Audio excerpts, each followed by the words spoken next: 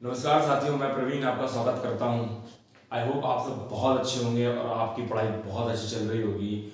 जैसा आपको पता है कि हम संभावित प्रश्न की सीरीज कर रहे हैं, तो उस सीरीज का ये हमारा 5वां अध्याय है। ठीक है, तो क्वेश्चन करते हैं आज क्लास के, बढ़ते हैं। पहला सवाल क्या कह रहा है, एक प्रिज्म का आधार एक समकोण त्रिभुज है जिसकी भुजाएं 9, 12, 15 सेंटीमीटर है। इस प्रिज्म का आयतन 648 सेंटीमीटर है, तो उसकी ऊंचाई ज्ञात कीजिए।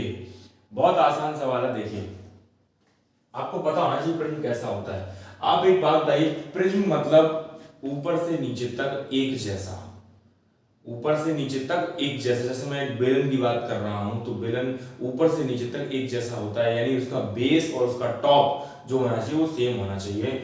जैसे अब यहाँ इन्होंने बोला है राइट एंगल ट्रायंगल जो है, एक राइट एंगल ट्रायंगल 9, 12, 15 से आपको समझ पा रहे हैं। 9, 12, 15 से आपको समझ में आ रहा होगा एक राइट एंगल ट्रायंगल है।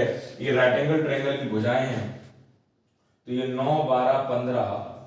अगर मैं इस पे बनाऊंगा प्रिज्म, बहुत ध्यान सुनना, अगर मैं इस पे प्रिज्म बना रहा हूं, मैं क्या बना रहा हूं, प्रिज्म बना रहा हूं भैया, बहुत ध्यान से।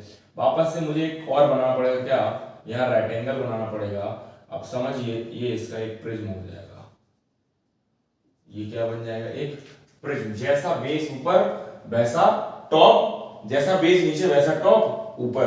तो आप मेरी बात समझिए, जो प्रिज्म का वॉल्यूम होता है, जो प्रिज्म का वॉल्यूम होता है, वॉल्यूम वो होता है area of base, area of base into height.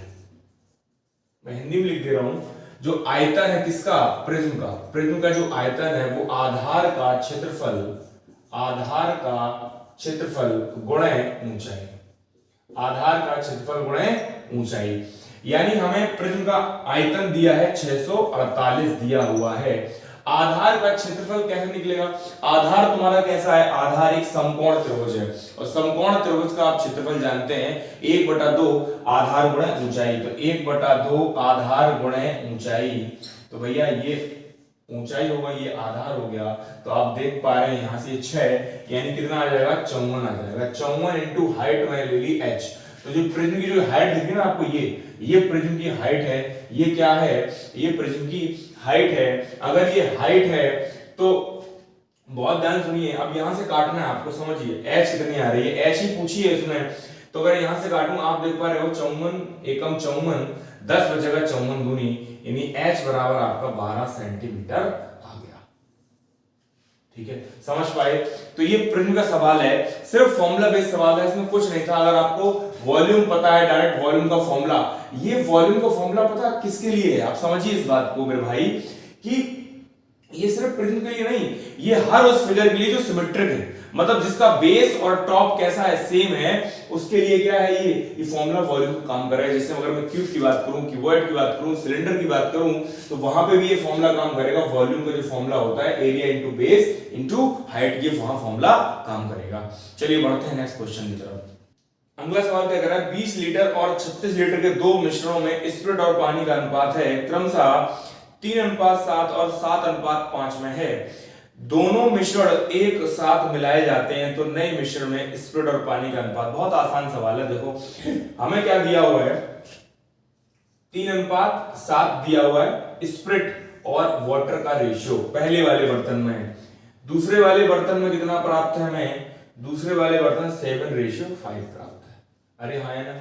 तो मैंने आपको बताया था क्या, कि जब भी अगर इन्हें कन्वर्ट करना है, क्या करना है लाला, कन्वर्ट करना है एक नए रेशियो में, क्योंकि उनकी इफिशियंसी दे रखी है, कितनी दे रखी है, इफिशियंसी मुझे पता है 20 लीटर और 36 लीटर, यानी पहले बर्तन की जो मात्रा है वो 20 लीटर है, इसकी जो है वो 36 लीटर है। तो मैंने क्या कर दिया, बहुत ध्यान से सुनना, पहले मैं इनको इक्वल कर लूं, फिर उस रेशियो में डिवाइड कर दूंगा। तो मैं, अगर ये 10 है और ये 12 है, क्या है, ये 10 है और ये 12 है, तो इनको बराबर करने के लिए अगर मैं यहाँ 6 से गुणा कर दूं, यहाँ 5 से गुणा कर दूं, तो कोई दिक्कत, आप बोलेंगे सर कोई दिक्कत नहीं है। तो आप मुझे बताओ, यहां से जो नया रेशियो निकल के आएगा वो 6 से गुणा करेंगे, यहां से कितना निकल के आएगा, 6 3 18 निकल के आएगा, अनुपात ये 42 निकल के आएगा। अच्छा, यहीं पे एक काम करते हैं, देखो ऐसे नहीं करते हैं, एक काम करते हैं, आप बताओ, ये निकल के आ गया, यहां से बराबर हो गया। अब इसकी जो इफिशियंसी है वो 20 लीटर की है, इसकी कितनी है 36 लीटर की है। भाई इसकी 20 लीटर की है, इसकी 36 लीटर की है।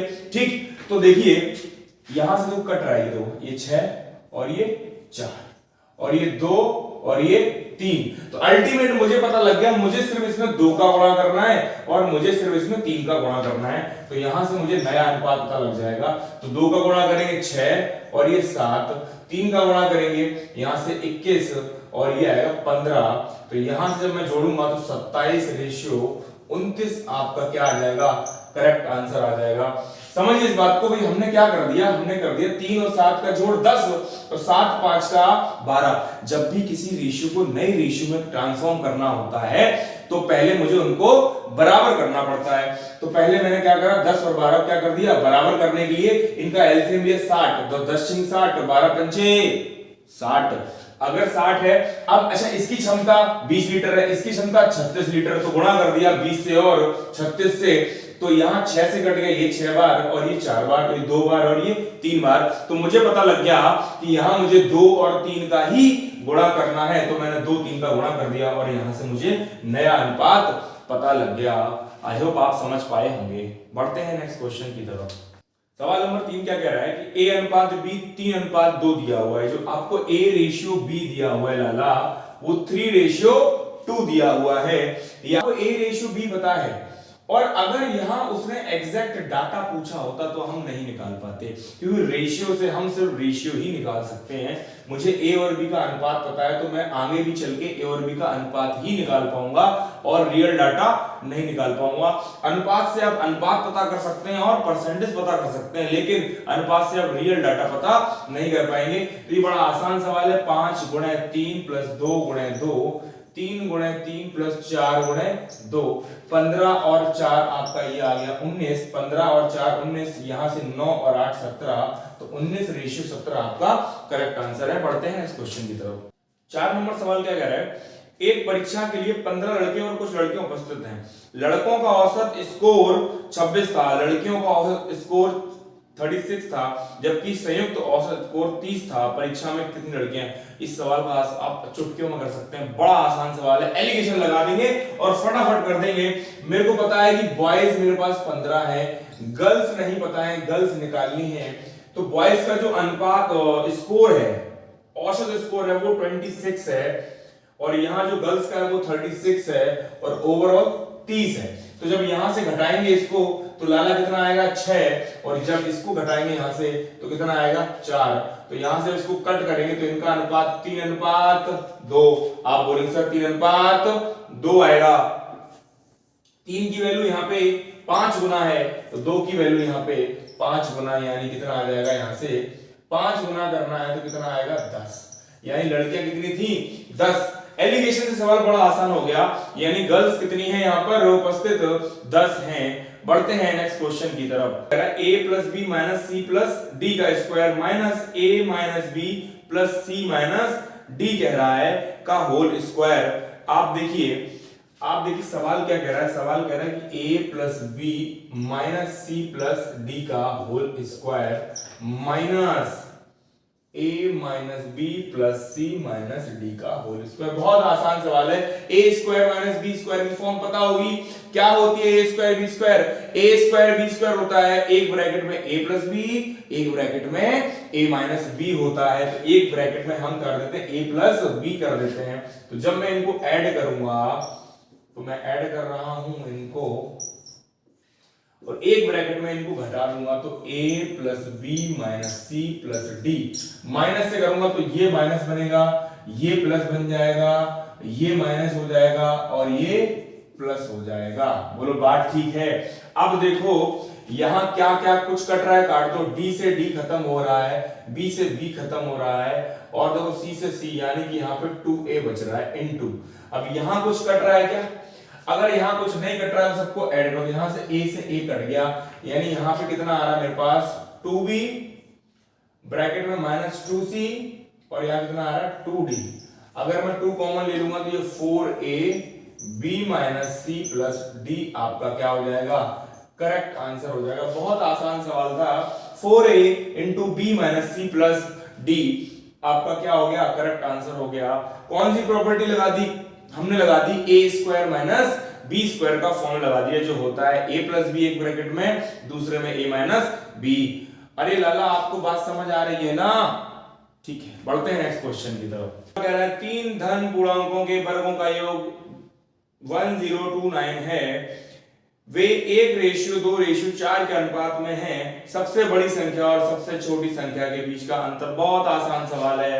सवाल ने ये बोला है 1:2:4, लेकिन ध्यान रखना जब भी सवाल ऐसे योग का अंतर दिया हो तो इन सवालों में आप कोई वेरिएबल मान लो आप इसके अंदर x डाल देते हैं, तो ये x हो जाएगा और ये 2x और ये 4x। सवाल ने बोला है इन सभी के वर्गों का योग। किसका योग? वर्गों का योग। तो लाला समझ पा रहे हैं ना? किसका योग? वर्गों का योग, यानी x स्क्वायर प्लस के 4x स्क्वायर प्लस के 16x स्क्वायर कितना दिया हुआ है? 1029 दिया हुआ है, 1029 दिया हुआ है। आप देखिए यहाँ पे ये 20 और ये कितना हो रहा है? 21x स्क्वायर बराबर ये आ रहा है आपका 1029। अब आप मेरी बात बहुत ध्यान सुनिए, यहां से मैं काटूंगा तो ये 4 बार जाएगा, 21 चौको 84, 16 2 18, 21 निम्मा बचेगा, यानी x स्क्वायर आ गया 49 और x आ जाएगा आप कितना 7। x कितना आ गया? 7 आ गया, यानी x की वैल्यू 7 है। आपसे पूछ रहा है सबसे छोटी संख्या और सबसे बड़ी संख्या का अंतर, तो x और 4x में कितना डिफरेंस है? आप कहेंगे 4x से x जाएगा, कितना बचेगा? 3x बचेगा। तो अगर x की वैल्यू 7 है तो 3x की वैल्यू कितनी आ जाएगी? 7 या 21 आपका करेक्ट आंसर हो जाएगा। अरे लाला बताओ समझ आ रहा है क्या? सवाल आसान है ना? ऐसे ही सारे सवाल उड़ा देंगे, जीडी में 20 में 20 करके आएंगे, इस बात का वादा है। ठीक है, चलिए बढ़ते हैं नेक्स्ट क्वेश्चन की तरफ। n बराबर आपको दिया है 4 पे पावर 11, 12, ये 13 पावर है, ये 14 है, और पूछा है कि इसके n के कुल कितने धनात्मक गुणनखंड हैं। बहुत आसान सवाल है। टोटल फैक्टर पूछे हैं, फैक्टर मैंने आपको निकालना बताया है कैसे, तो ये तो बड़ा आसान है। सबसे पहले मैं क्या करता हूं, इसमें से 4 की पावर 11 क्या ले लिया मैंने? कॉमन ले लिया। क्या ले लिया? कॉमन ले लिया। तो यहाँ 1 बचेगा, 4 की पावर 1, 4 की पावर 2, 4 की पावर 3। अरे बोलो हाँ है ना? बचेगा ना? आप कहेंगे सर बचेगा, तो 4 की पावर 11, यहाँ 1 4 16 और ये 64। अब अगर मैं इनको ऐड करता हूं तो 64 60 80 और 85। अच्छा क्या मैं इसको स्क्वायर लिख लूं? 2 का स्क्वायर? आप कहेंगे सर लिख लें। क्यों? क्योंकि 4 जो है वो 2 का स्क्वायर होता है। अगर 2 का स्क्वायर होता है लाला तो 2 का स्क्वायर यानी 2 की पावर 22 आ जाएगी और यहाँ 85। अच्छा इसको भी अगर मैं तोड़ दूं तो 22 5 इंटू 17, बोलो हाँ है ना? 5 इंटू 17 हो जाएगा। अरे ये वाली बात समझ पाए कि नहीं समझ पाए? समझ पाए ना? अच्छा कुल फैक्टर जो निकाले जाते हैं, गुणनखंडों की संख्या निकाली जाती है, वो टोटल जो फैक्टर होते हैं, टोटल नंबर ऑफ फैक्टर जो फैक्टर होते हैं, मैंने आपको बताया होगा। जो पावर है, प्राइम फैक्टर की जो पावर होती है उसमें एक ऐड कर दो, 22 में जोड़ो 1 23, यहाँ एक है 2, यहाँ एक है 2, 23 चौको कितना आ रहा है? 92। 92 इस सवाल का करेक्ट आंसर है, यानी जो 92 है वो क्या है? टोटल फैक्टर हैं। समझ पाए? बढ़ते हैं नेक्स्ट क्वेश्चन की तरफ। अगला सवाल क्या कह रहा है? 12,500 की राशि पर 2 सही 5/8 वर्षों के लिए 8% वार्षिक दर से चक्रवृद्धि ब्याज कितना होगा जब ब्याज वार्षिक रूप से चक्रवृद्धि किया जाता है? यानी कि इन्होंने 2 सही 5/8 समय दिया है। भैया देखो समझो, सबसे बड़ी बात तो टाइम का गड़बड़ कर दिया इन्होंने, टाइम का गड़बड़ झाला कर दिया। समझिए इस बात को, टी जो टाइम दिया है वो 2 सही 5/8 दिया हुआ है, यानी कि लाला 2 साल तो पूरे कंप्लीट हैं, लेकिन 5/8 की कहानी और है। देखो आप समझो, अगर रेट कभी भी इससे कट रही है तो हम बड़ी आसानी से कर लेते हैं। तो कैसे? यहाँ पर रेट मुझे कितनी प्राप्त है? 8%। इसका मतलब एक ये बात हो जाएगी कि 8% का अगर मैं फ्रैक्शन निकालूं, अगर मैं सिर्फ 2 वर्ष की बात कर रहा हूं अभी, तो 8 का फ्रैक्शन निकालूंगा तो 8/100 यानी 2/25। यानी अगर मैं 2 साल की बात कर रहा हूं तो पहले 25 से कोई चीज 27 हो रही है। अरे बोलो हाँ है ना? हो रही है। अगली बार ये 25 से फिर क्या हो जाएगी? 27 हो जाएगी। क्या हो जाएगी? 27। अब देखिए सवाल कितना आसान हो जाएगा अगर मैं ये बात समझ लूं। 2 साल तो कंप्लीट है, 2 साल क्या है? कंप्लीट है। अब अगले तीसरी साल का कौन सा हिस्सा? 5/8 हिस्सा, यानी कि 5/8 हिस्सा पे कितना रेट लगेगा? गुणा कर दिया तो पता लग गया कि उस 5/8 हिस्सा पे मुझे 5% रेट देना पड़ रहा है। और 5% का फ्रैक्शन क्या होता है? 5% का फ्रैक्शन होता है 1/20। तो ये यहां से हो जाएगा 20 से 21। बोलो हाँ या ना? 20 से क्या हो गया? 21 हो गया। अब आप देखो मुझे पूछा गया मुझे उसने ब्याज पूछा है। क्या पूछा है? मुझे उसने ब्याज पूछा है कि चक्रवृद्धि ब्याज कितना होगा। तो आप देखो मैं इसकी गुणा कर दूं, मेरे पास ये प्रिंसिपल है और ये अमाउंट है। तो यहां से जब मैं गुणा करूंगा, बहुत ध्यान सुनना, तो ये आपका 625 गुनी 12,000 1250। भाई अगर मैं 1250 और एक जीरो ये वाला, यानी कि 12,500 आ गया। कितना आ गया?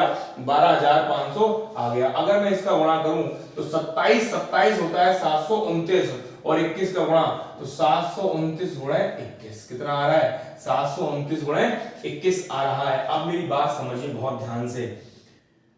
देखिए छोटी सी बात, यहाँ का यूनिट डिजिट कितना आएगा? आप गुणा भी कर सकते हो और वैसे भी कर सकते हो। देखो यहाँ आप गौर फरमाओ, 729 गुणे 21, यानी यहाँ यूनिट डिजिट कितना आएगा? 9 आएगा। और 9 में से अगर मैं 0 घटाऊंगा तो अंतिम अंक क्या होना चाहिए? 9 होना चाहिए, जो कि एक ही ऑप्शन में 2809, यानी इसका करेक्ट आंसर क्या आएगा? 2809। नहीं तो आप क्या कर लेंगे? गुणा कर लेंगे। क्या कर लेंगे? गुणा कर लेंगे। भैया आप गुणा कर लो, 21 गुना होते हैं 189, यानी कि 9 हासिल लगी 18, 21 दूनी 42, 21 दूनी 42 और 18 60, जीरो हासिल लगी कितनी बेटा? हासिल लगी आपकी 6, 21 सत्ते 147, 147 और 6 153, यानी यहां से आ गया 153। यानी मुझे पता लग गया, यानी 12,500 की राशि 15,309 प्राप्त मुझे हो गई। तो ब्याज कितना मिलेगा? आप देखो ब्याज मिलेगा, मैं घटा दूंगा यहां से, तो मुझे ब्याज प्राप्त हो गया, ये देखो 2809। जो मैंने बताया वही आंसर आया, यानी 2809 क्या हो गया? इस सवाल का करेक्ट आंसर हो गया। सवाल मुश्किल भी है और आसान भी है। मुश्किल उस बच्चे के लिए है जिसकी कैलकुलेशन थोड़ी अच्छी होगी, जो थोड़ी समझदारी से करेगा इस सवाल को, नहीं तो फंस जाएगा। आपको 2-4 मिनट इस सवाल में लग जाएंगे। बाकी हमने कितने दिन कर लिया होगा? 30-40 सेकंड में इस सवाल को कर लिया है। मैं मानता हूं कैलकुलेशन है, कैलकुलेशन पे काम करना है। कैलकुलेशन को बेहतर कैसे करना है समझिए इस बात को।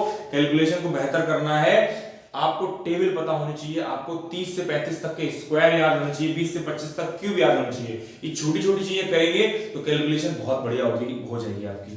ठीक है, बढ़ते हैं नेक्स्ट क्वेश्चन की तरफ। सवाल क्या कह रहा है? किसी कमरे की लंबाई 15 फीट, चौड़ाई 12 फीट, ऊंचाई 10 फीट है। इसमें 8 फीट और 3.5 फीट भुजा वाला एक दरवाजा है। 5 फीट और 3 फीट आकार की 2 खिड़कियां हैं। कितनी खिड़कियां हैं? 2 खिड़कियां हैं। तो 50 रुपए प्रति फीट स्क्वायर की दर से चारों दीवारों और छत को पेंट करने की लागत ज्ञात कीजिए। देखो एक ये आयताकार कमरा है, ठीक है। आयताकार क्या है? एक आयताकार कमरा है। मैं आपको दिखा दे रहा हूं कमरा बना। कमरा का ये आप समझो इस बात को, ये क्यूबॉइड है। क्या है? क्यूबॉइड है। तो क्यूबॉइड जो होता है ना, समझिए इस बात को, क्यूबॉइड इस प्रकार का होता है, आप समझ पा रहे होंगे। ये हमारा क्यूबॉइड है। क्या है? क्यूबॉइड। मान लो ये कमरा है, तो कमरा की चारों दीवार, फर्श नहीं, कमरा की चारों दीवार और उसकी छत। तो अब इसमें लंबाई दे रखी है आपको 15, चौड़ाई दे रखी है 12 और ऊंचाई दे रखी है उसमें आपको 10 फीट। ठीक है, तो आप मुझे बताओ इसके चारों दीवारों का क्षेत्रफल क्या होता है? आपने पढ़ा होगा चारों दीवारों का जो क्षेत्रफल होता है, चारों दीवारों का क्षेत्रफल जो होता है वो 2l + b × h। 2l + b, l मतलब लंबाई, b मतलब चौड़ाई, h मतलब ऊंचाई। ये मेरे पास l है, ये b है, ये h है। अच्छा एक छोटी सी बात और, उसने छत को भी ऐड किया है। जो इसका बेस होगा उसी प्रकार छत होगी। भाई जो बेस की लंबाई चौड़ाई होगी, क्या वही उसकी छत होगी? अरे बोलो हाँ या ना? ये बात समझ आ रही है ना? जहां बैठे हो वहीं से मुड़ी लाओ, समझो इस बात को। ठीक, तो L बराबर जो है, L 15 है, B क्या है? 12 है। B12 है यानी H 10 है। तो बच्चा आप समझो इस बात को कि जो इसका बेस है ना, जो इसका बेस है वही तो छत होगी। तो हमें क्या करना है, इसका बेस भी जोड़ना है यानी कि L प्लस B जोड़ना है, यानी ये टोटल इसकी एरिया हो गया, छत और चारों दीवारों का क्या हो गया, एरिया हो गया। लेकिन उसने ये भी बोला है क्या, तो पहले मैं इसको निकाल लेता हूं फिर घटा दूंगा। क्या घटाना है, क्योंकि खिड़कियां भी हैं, दरवाजा है भाई, जो खिड़की होगी दरवाजा को उनको निकाल देंगे, बाकी जगह पे रंगाई कर देंगे। तो समझिए सबसे पहले मैं इसको सॉल्व करता हूं। यहां मैं 2 15 और 12 यानी कितना आएगा 27 गुणे आप दो कितना आ रहा है 10, ये कितना आ रहा है आपका 10, यानी यहां से प्लस और ये कितना आ रहा है आपका, ये 15 गुणे 12 यानी 15 गुणे 12 होता है 180। तो यहां से आपका 540 प्लस 180 यानी 720 आपका टोटल एरिया आ जा रहा है। अगर खिड़की दरवाजे नहीं हो तो 720 आता, लेकिन अब उसने कहा है कि 8 फीट और 3.5 फुट वजह वाला एक दरवाजा है, यानी ये सब मुझे क्या करना है, इसमें से माइनस करना है। 720 में से क्या करना है, माइनस करना है। क्या माइनस करना है, 8 गुणे 35 वाला दरवाजा और 2 खिड़कियां हैं 5 से 3 फुट वाली, 5 गुणे 3 फुट, इतना मुझे माइनस करना है। आप देखिए 3.5 अट्ठे निकालिए, 3.5 जो आपका कितने हो जाएंगे, आप देखो समझो 14 दूनी 28, ये कितना हो जाएगा आपका 28 ये आएगा और 30 ये आएगा, यानी टोटल कितना आएगा 30 और 28 58 माइनस करना पड़ेगा। 720 माइनस 58 करेंगे तो यहां से घटाएंगे बेटा 2 आ जाएगा, 11 में 5 गए 6 बचेगा और ये कितना आ जाएगा आपका 662 आपका करेक्ट आ जाएगा। क्या आ जाएगा 662 आपका क्या आ जाएगा, करेक्ट आ जाएगा। अब 662 एरिया आ गया और 1 प्रति मीटर जो फिट है आपको वो 50 से गुणा कर रहे हैं, तो 0 0 30 और 1 आपका 31 हासिल लगी 30, यानी कि 30 और 3 33 आपका, यानी कि 3300 रुपए आपका करेक्ट आंसर आ गया। आई होप आप सवाल समझ पाएंगे। बढ़ते हैं नेक्स्ट क्वेश्चन की तरफ। अगला सवाल कह रहा है एक वस्तु को 800 रुपए में बेचने पर हुआ लाभ उस वस्तु को 275 में बेचने पर हुई हानि का 20 गुना है। बहुत आसान सवाल है, 25% लाभ कमाने के लिए वस्तु को किस कीमत पर बेचे। कुछ नहीं करना, ऐसा सवाल जब भी आए तो सवाल ने बोला 800 रुपए में बेचने पर और 275 बेचने पर, तो इनका अंतर ले लेंगे। क्या ले लेंगे, इनका अंतर ले लेंगे। आप देखो अंतर आ रहा है आपका 525 रुपए। अब 525 रुपया ही तो इसके अंदर लाभ इसके अंदर हानि है, यानी 800 पे लाभ दिखा रहा है और इस पे लॉस दिखा रहा है। क्या दिखा रहा है, इस पे लाभ और इस पे हानि यानी लॉस। कह रहा है कि अगर हानि 1 है तो लाभ 20 गुना है, तो टोटल कितना हो गया 21। और सवाल कह रहा है 525 है तो 21 की वैल्यू 525 कितना हो गया 525, यानी 1 की वैल्यू 21 दूनी 42, 21 पंचे 105, 1 की वैल्यू क्या आ गई 25 आ गई, यानी 1 की वैल्यू 25 आ गई। आप जानते हैं सीपी निकालने का तरीका क्या होता है, एसपी प्लस लॉस। क्या हो जाएगा, एसपी प्लस लॉस। तो जब मैं इसको जोड़ूंगा तो सीपी मेरा यहां से कितना आएगा, सीपी आएगा 300 रुपया। सीपी कितना आएगा 300 रुपए आएगा। लेकिन सवाल ने सीपी नहीं पूछा, सवाल ने पूछा है कि 25% लाभ कमाने के लिए उस वस्तु को किस कीमत पर बेचे। तो अगर 25 का लाभ कमाना तो एसपी क्या हो जाएगा 300 का 125/100, यानी कि 375 आपका भैया क्या आ जाएगा, करेक्ट आंसर आएगा। 375 आपका करेक्ट आंसर आएगा। ठीक है, आई होप आप समझ पा रहे होंगे इस सवाल को। अगर आपको ये सॉल्यूशन और तरीके पसंद आ रहे हैं, वीडियो पसंद आ रही है तो जरूर लाइक करें वीडियो को और चैनल को सब्सक्राइब कर दें। ठीक है भैया, तो थोड़ा सा शेयर भी कर दें इस वीडियो को ताकि दूसरों तक ये वीडियो पहुंचे, जिनको जरूरत है वो इस वीडियो से फायदा ले पाए। चलिए बढ़ते हैं नेक्स्ट क्वेश्चन की तरफ। माँ और बेटी की वर्तमान आयु का अनुपात 7:1 है। एक माँ है और उसकी बेटी है, उनकी प्रेजेंट आयु का अनुपात 7:1 है। सवाल ने कहा कि 5 वर्ष बाद यह अनुपात 5 वर्ष के बाद यह अनुपात 4:1 हो जाता, तो उनकी वर्तमान आयु का अंतर ज्ञात कीजिए। बड़ा आसान सवाल है। एक बात बताइए, मैंने आपको पहले ही बताया होगा, अगर आपका भाई या आपकी बहन या आपका कोई कलीग आपसे 4 साल बड़ा या छोटा है तो जिंदगी भर 4 साल बड़ा या छोटा रहेगा। या आपकी कोई वो है, कौन, समझिए इस बात को, आपकी कोई वो है अगर वो आपसे 2 साल छोटी या बड़ी है तो जिंदगी भर 2 साल छोटी बड़ी रहेंगी। इस बात को समझिए।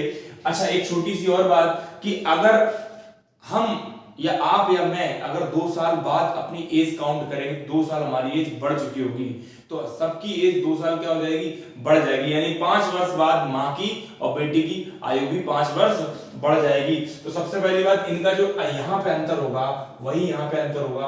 तो यहाँ अंतर कितना है, 3 का है, यहाँ अंतर 6 का है। ऐसा कैसे संभव है? जिंदगी भर अभी बताया अंतर इनकी उम्र का क्या होगा, बराबर होगा। जब उम्र का बराबर होगा तो यहाँ 6 यहाँ 3 कैसे, इसको मैं 2 कर लूं तो यहाँ से मुझे क्या मिल गया, 7:1 और बेटा 8:1 यहां से मिल गया। आप बताओ फटाफट, ये यहां से कितना बढ़ रहा है, एक सवाल कह रहा है 5 वर्ष बाद। क्यों? क्योंकि ये प्रेजेंट एज है और ये आफ्टर 5 ईयर है, तो ये 5, 1 की वैल्यू 5 आ रही है। उनका अंतर पूछा है, क्या पूछा है, अंतर। तो माँ पहले 7 की थी, पुत्री 1 की थी, अंतर 6 है, तो 6 की वैल्यू यहां से डायरेक्ट 30 वर्ष आ गई। क्या आ गई आपकी, डायरेक्ट 30 वर्ष आ गई। आई होप आप समझ पाए। बहुत आसान सवाल था, आयु का सबसे आसान सवाल है। ठीक है, चलिए बढ़ते हैं नेक्स्ट क्वेश्चन की तरफ। अगला सवाल सिंप्लीफिकेशन से है। क्या सवाल है, सवाल देखिए 441 डिवाइडेड बाई 200। क्वेश्चन आपकी स्क्रीन पे भी आ रहा होगा, आप देख पा रहे हो। सिंप्लीफिकेशन का सवाल है, बहुत आसान सवाल है, आप सॉल्व कर सकते हैं इस सवाल को। सवाल क्या है देखिए, आप इस बात को देखो, यहां से सॉल्व करते हैं। तो 8.5 में 2.5 जाएंगे, बच्चा कितना बचेगा, 8.5 में अगर मैं 2.5 जाऊंगा तो आप देख पा रहे हैं 6 बच जाएगा। कितना बच जाएगा, 6। यानी यहां से मुझे क्या प्राप्ति हो गई, यहां से मुझे 6 की प्राप्ति हो गई। अच्छा, यहाँ डिवाइड 1/2 है, अगर मैं गुणा करूंगा तो ये उल्टा हो जाएगा। अरे बोलो हाँ या ना, उल्टा हो जाएगा। आप बोलेंगे सर उल्टा हो जाएगा। तो आप देखिए ये 17 दूनी 34, तो 34 यहां आ गया, 34 कितना आ गया, 34 आ गया। अब 34 में 6 जाए कितना बचेगा मेरे पास, 34 में 6 जाएगा मेरे पास बचेगा 28। क्या बचेगा, 28। अच्छा, यहाँ भाग है तो गुणा करेंगे, तो गुणा करेंगे 7/3 आ जाएगा। कितना आ जाएगा, 7/3। और 3 से काटेंगे कितना आएगा, ये 90 आएगा। कितना आएगा, ये 90 आएगा। और 9 सत्ते 63 हो जाएगा। कितना होगा, 9 सत्ते 63 हो जाएगा। कितना हो जाएगा भैया, 9 सत्ते 63 हो जाएगा, यानी 630 हो जाएगा प्लस 28। तो टोटल यहां से मुझे प्राप्त हो गया 658 और डिवाइडेड बाई 441। तो आंसर आएगा 441/658 इसका। आप इसको काट भी सकते हो, क्या काट के आएगा, अगर मैं 7 से काटता हूं यहाँ पे 7 6 42, 7 3 21 और यहां से काटूंगा मैं तो आप देख पा रहे हैं 7 9 63, 7 6 28, 63/94 आपको क्या आ जाएगा, आंसर आ जाएगा। अगला सवाल क्या कह रहा है, अगला सवाल कह रहा है कि एक विद्यालय में विद्यार्थियों की कुल संख्या 640 है। ठीक है, यदि इनमें लड़कों की संख्या लड़कियों की संख्या का अनुपात 5:3 है, यदि विद्यालय में 30 और लड़कियों का नामांकन किया जाए तो विद्यालय में और कितने लड़कों का नामांकन होना चाहिए ताकि लड़कों की संख्या और लड़कियों की संख्या में अनुपात 14:9 का हो जाए। आप मुझे एक बात बताओ छोटी सी, कि भाई पहले अनुपात था 5:3 किसका, बॉय और गर्ल का, तो टोटल 8 आ रहा है। तो 8 की वैल्यू सवाल में 640 गिवन है। आप कहेंगे सर टोटल 8 की वैल्यू 640 गिवन है, अगर 8 की वैल्यू 640 गिवन है तो 1 की वैल्यू 80 होगी। तो यहाँ पे ये 400 आ गया और यहाँ पे 240 आ गया, यानी लड़की उस टाइम पे 240 थी और लड़के कितने थे, लड़के 400 थे। अब बोला है कि लड़कियों को 30 ऐड कर दें, तो लड़कियां कितनी हो गई 270। तो अब कुछ कितने लड़के ऐड करे जाएं जो अनुपात क्या बन जाए, कितने लड़के ऐड करने हैं जो अनुपात बन जाए 14:9। तो वही लड़की जुड़ चुकी है, तो 9 की वैल्यू यहां से कितनी आ जाएगी, आप कहेंगे सर 9 की वैल्यू जो निकल के आएगी वो 30 आएगी, यानी 14 तिया मेरे को यहां से प्राप्त हो जाएगा 42, यानी कि 420। यानी लड़के यहां से कितने जुड़ गए भाई, पहले 400 थे, बाद में कितने हो गए 420 हो गए, यानी कितने बढ़ गए 20 बढ़ गए। तो लड़की की संख्या कितनी आ गई 20। बहुत आसान सवाल था, मैं दोबारा समझा दे रहा हूं आपको। पहले लड़के 5 थे और 3 के अनुपात में थे, तो आप समझिए इस बात को क्या कि 5 3 के अनुपात में थे, तो यहाँ 8 की वैल्यू 664 हो गई। कितनी हो गई 664 हो गई। तो 8 1 की वैल्यू 80, 5 40 और ये 240, यानी 5 की वैल्यू 400 और 3 की 240 हो गई। लड़कियां 30 बढ़ गई यानी 270 हो गई। कितनी हो गई 270 हो गई। तो 270 लड़कियां हो गई 9 से, अब अनुपात है 14:9, तो 9 से भाग करा तो 30 आ गया, तो यानी जो ये 30 गुना तो ये भी 30 गुना, यानी लड़का यहाँ कितने आएंगे 420, लड़के पहले 4 थे अब 420 हो गए, यानी कितने बढ़ गए 20 बढ़ गए, यानी कि लड़कों की जो बड़ी हुई संख्या आ गई वो कितनी आ गई 20 आ गई। बहुत आसान सवाल था, आई होप आप इस सवाल को समझ पाए होंगे। बढ़ते हैं नेक्स्ट क्वेश्चन की तरफ। अगला सवाल क्या कह रहा है, यदि 9 अंक वाली संख्या 1 2 6 3 4 8 7 x y, 9 अंकों की संख्या है 1 2 3 4 8 7 x y, ठीक है। तो कह रहा है ये 8 5 दोनों से विभाज्य है, तो x और y के बड़े से बड़े संभावित मान ज्ञात कीजिए। x और y के बड़े से बड़े संभावित मान बताने हैं। तो देखो सबसे पहली बात 5 से कट रही है, किससे कट रही है 5 से कट रही है। तो आप मुझे एक बात बताओ, कोई भी संख्या 5 से कटती तो अंतिम अंक 0 या 5 होगा। भाई कोई भी संख्या 5 से कटती तो अंतिम अंक 0 या 5 होगा।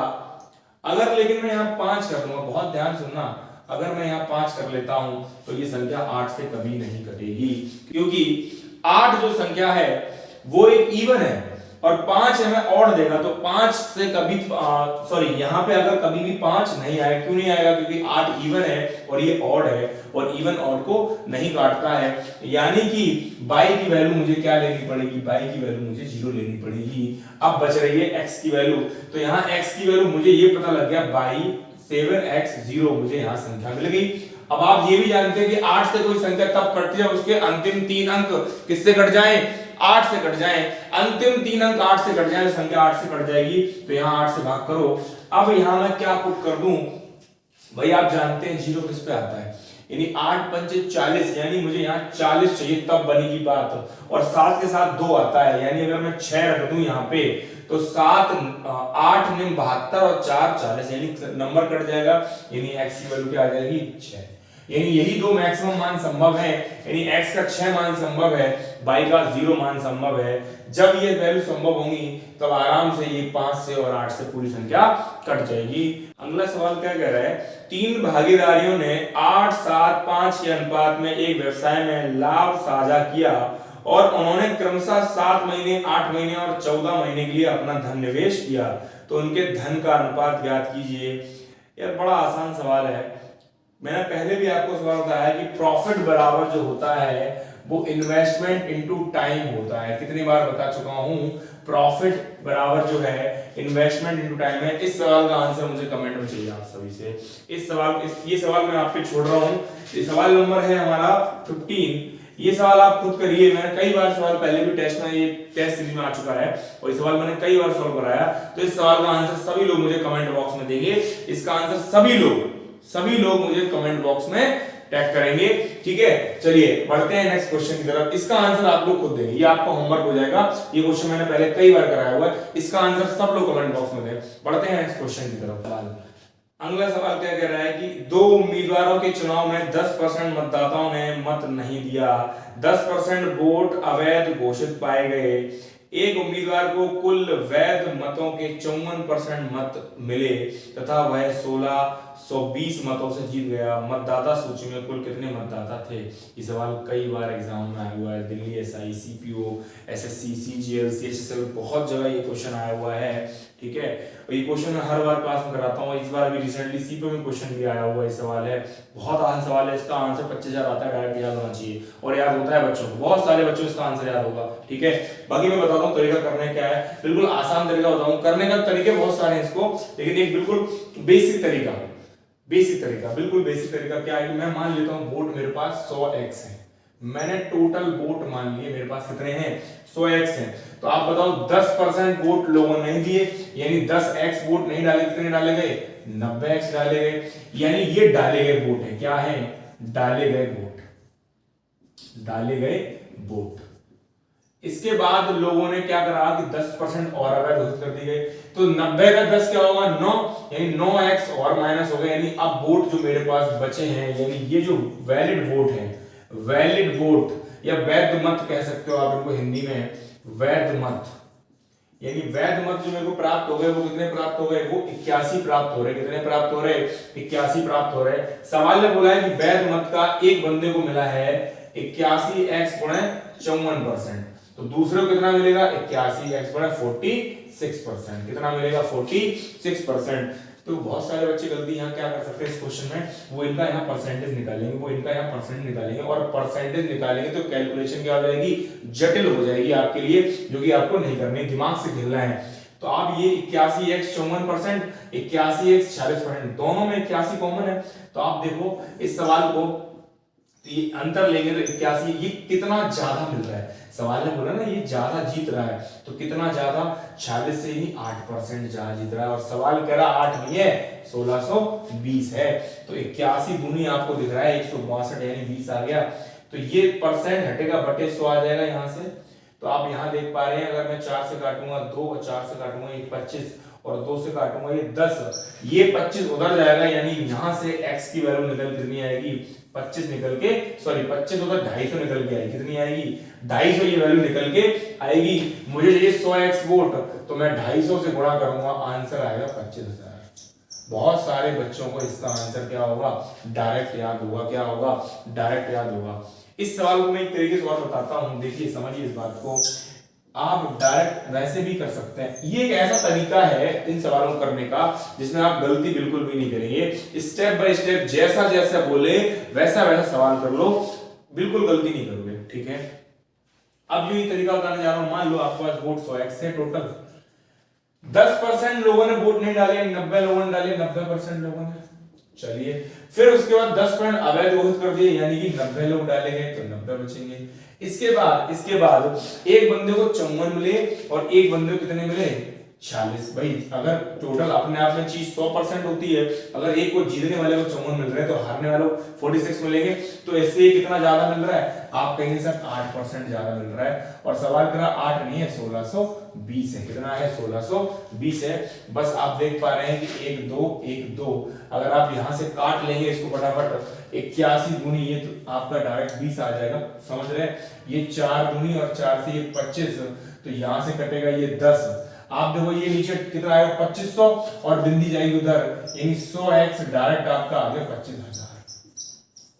तो एक लाइन में आप झटके में ऐसे नहीं, तरीके बहुत सारे सवाल करने के, बहुत सारे तरीके हैं, ठीक है, लेकिन ये बेस्ट अप्रोचेस है इन सवालों करने की, कि भाई अप्रोचेस क्या है, ये सबसे बेस्ट अप्रोच है, इसमें आप गलती बिल्कुल नहीं करेंगे, बाकी ये भी बहुत अच्छा तरीका है। आगे क्या कह रहा है, दो संख्याओं का एलसीएम 168 है, एचसीएफ 12, यदि संख्याओं का अंतर 60 है, संख्याओं का योग ज्ञात कीजिए। बड़ा आसान सवाल है, आप देखिए फटाफट। एचसीएफ मेरे को कितना पता है, एचसीएफ मेरे को 12 पता है, अगर एचसीएफ मेरे को 12 पता है तो मेरे को पता लग गया एक संख्या 12x होगी, एक संख्या 12y होगी, यानी आप ये बात जानते हैं ना, संख्याओं में एचसीएफ छुपा होता है, तो एक संख्या 12x एक संख्या 12y हो जाएगी। तो यानी कि क्या कि अब संख्याओं का एलसीएम क्या होगा 12xy बराबर, जो कितना दिया आपको यहां से दिया हुआ है 168, और साथ ही साथ आपको ये भी पता है कि दो संख्याओं का अंतर, यानी यहां से मुझे ये और पता है क्या कि 12x माइनस 12y बराबर आपको कितना दिया है 60 दिया हुआ है, कितना दिया है 60, यानी दो इंफॉर्मेशन मेरे को पता है। तो यहां से मैं अगर काटूंगा तो xy यहां से क्या प्राप्त हो जाएगा, ये 1 और 4 14 प्राप्त होगा, यहां से 12 कॉमन ले लेंगे, x माइनस y बराबर 60, यानी x माइनस y 5 आ जाएगा, कितना आएगा 5।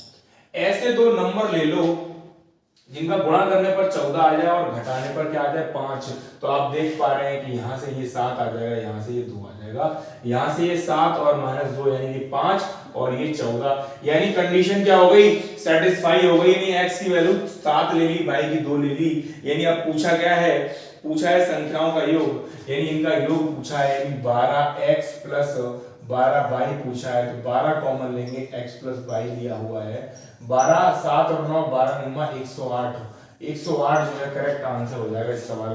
अगला सवाल कह रहा है कि 15,000 रुपए की राशि को आंशिक रूप से 12% प्रतिवर्ष और शेष 10% प्रतिवर्ष साधारण ब्याज पर निवेश किया जाता है। 2 साल के अंत में कुल ब्याज 3344 रुपया है, तो प्रति वर्ष 10% पर कितना पैसा लगाया गया था। भैया देखो बड़ा आसान सवाल है, आप इसे एलिगेशन से कर सकते हैं, शिफ्टिंग से कर सकते हैं। सबसे पहले तो आपको ये पता होना चाहिए हर साल का जो साधारण ब्याज क्या होता है बराबर मिलता है, तो अगर 2 साल में 2 वर्ष में कितने वर्ष में 2 वर्ष में आपको ब्याज मिल रहा है कितना 3344, तो एक वर्ष में आपको कितना मिलेगा, यहाँ से ये आपका एक बार एक बचेगा 6 बार 7 और 2, यानी अगर एक वर्ष में कितना मिलेगा 1672 मिलेगा। आप एलिगेशन लगा दो। आप एलिगेशन, लोग पता है सोचते हैं कि एलिगेशन सिर्फ परसेंटेज पे लगता है या इसकी जो रेट पे लगता है। एलिगेशन आप किसी पे लगा सकते हो। एलिगेशन आप चाहो तो क्या करो, इसके ब्याज पे लगा दो, एसआई पे लगा दो। एसआई पे कैसे लगता है वो भी सीख लो, लगे हाथ। देखो अब मैं क्या कर रहा हूँ कि 15,000 को पूरा 12% दे देता हूँ। 15,000 को, तो 15,000 का 12% कितना होगा, 15,000 का 12% होगा 1,800 रुपए। यानी पहली वाली राशि कितनी हो गई, 1,800 आ गई। दूसरी वाली 10% है यानी 1,500 आ गई। कितनी आ गई, 1,500 आ गई। और ओवरऑल आपको पता ही है कितना है, 1672। तो ये इससे बड़ा है तो अगर मैं घटाऊंगा यहाँ से तो 172 आएगा। अरे हाँ या ना, कितना आएगा, 172 आएगा ना। अगर मैं इससे घटाऊंगा तो आप देख पा रहे हो 128 रुपए यहाँ से प्राप्त हो जाएगा। कितना प्राप्त होगा, 128। आप घटा लो 1,800 माइनस 1672, 8 2 128 मुझे कितना होगा, 128 मुझे प्राप्त होगा। अब आप देख पा रहे हैं किससे घट रहा है ये किसी से घट रहा है, नहीं घट रहा कोई बात नहीं, छोड़ दो इसको, काटो ही मत। तो टोटल अगर मैं ऐड करूंगा तो आप देख पा रहे हैं टोटल 300 हो जा रहा है भाई। 100 100 200 28 72 300। और सवाल करा 300 नहीं है, 1,500 रुपए आए, 15,000 सॉरी। तो आप देखो यहाँ बिंदी काटो नहीं, एक की वैल्यू यहाँ से 50 आ रही है। अब 10% पे ये वाला धन था, 12% पे ये था। पूछा 10% का तो 128 के निकाल लो।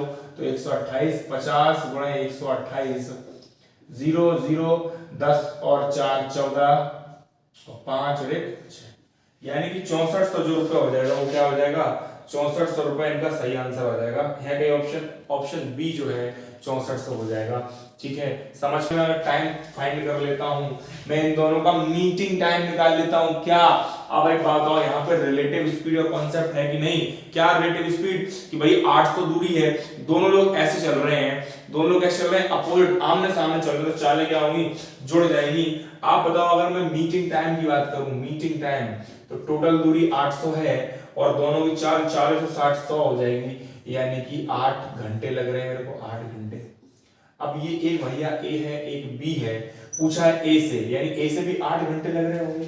और ए वाली ट्रेन है कौन सी, ए ट्रेन एक्स, एक रेलगाड़ी एक्स है, स्टेशन ए चलना शुरू करती है बी की तरफ, यानी 40 किलोमीटर, यानी इसकी स्पीड है 40 किलोमीटर और 8 घंटे में है। तो आप बताओ कितनी दूरी मिलेंगे, 40 गुणे 8 कितना होगा, 320 किलोमीटर, यानी 320 किलोमीटर की दूरी पे मिल लेंगे। आज के अंतिम सवाल की तरफ।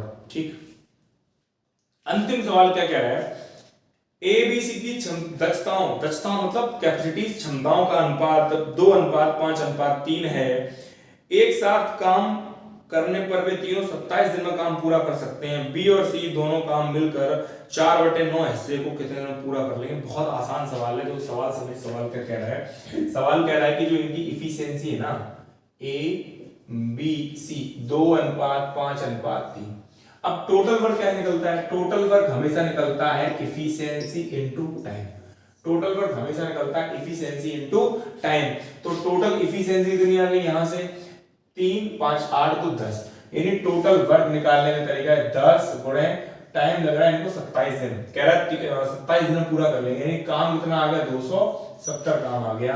अब इसी काम का बोल रहा है, इसी काम का 4/9 हिस्सा बी और सी मिलकर कर रहे हैं। कौन कर रहे हैं, बी और सी मिलकर। तो 8 से भाग कर दो भाई, बी 5 है ये 3 है, तो बी प्लस सी का क्या आ जाएगा भैया, टाइम आ जाएगा। तो आप देखो ये 4 दूनी आ जाएगा, यहां से ये 30 और यहां से कटेगा 15, यानी करेक्ट आंसर क्या आ जाएगा, 15 दिन आ जाएगा। कितना आ जाएगा, 15 दिन, यानी कि इसका बी ऑप्शन जो है बिल्कुल सही होगा। आई होप आप समझ पाए होंगे इन सारे सवालों को, सारे सॉल्यूशन आपको पसंद आ रहे होंगे। ऐसे निरंतर हमारे साथ बने रहिए। 40 दिन है आपकी जीडी के लिए, इस बात का मैं दावा कर रहा हूं, आपको बहुत सारे क्वेश्चन यहीं से मिलेंगे, बहुत सारे क्लासेस से। ये पूरे एक्सपेक्टेड क्वेश्चन है कि ऐसे क्वेश्चन पिछले विगत वर्षों में आए हुए भी हैं और आने वाले समय में आएंगे। ठीक है, तो बने रहिए साथ में और बहुत ज्यादा फायदा होगा। इस बात को मैं बार बार कह रहा हूं, बहुत ज्यादा फायदा होगा आपको। बाकी वीडियो अच्छी लगी हो तो थोड़ा वीडियो को शेयर कर दीजिए, वीडियो को लाइक कर दीजिए, अपने दोस्तों से देखिए। तो यहाँ पर सारी चीजें कंप्लीट बताई जा रही है। जल्द ही मैं आपके लिए प्लान कर रहा हूँ टॉपिक वाइज। आप कमेंट करके बताइए कि आपको टॉपिक वाइज वीडियो चाहिए कि नहीं चाहिए। अगर वीडियो चाहिए तो मुझे कमेंट कर बताइए, और किस टॉपिक चाहिए पहले मैं वो भी प्रोवाइड करा दूंगा आपको। तो टॉपिक वाइज मैं प्लान कर रहा हूं कि मैं आपको टॉपिक वाइज वीडियो दे दूं। इन 40 दिन में आपको एक समरी प्रोवाइड कर दूंगा जिससे हर टॉपिक का आपको एक आइडिया लग जाएगा। बाकी रेगुलर बेस पे प्रैक्टिस तो करवा ही रहा हूं मैं आपको। और फिर मिलते हैं अगले सेशन में, तब तक आप अपना ख्याल रखिए, स्वस्थ रहिए, मस्त रहिए। धन्यवाद। जय हिंद।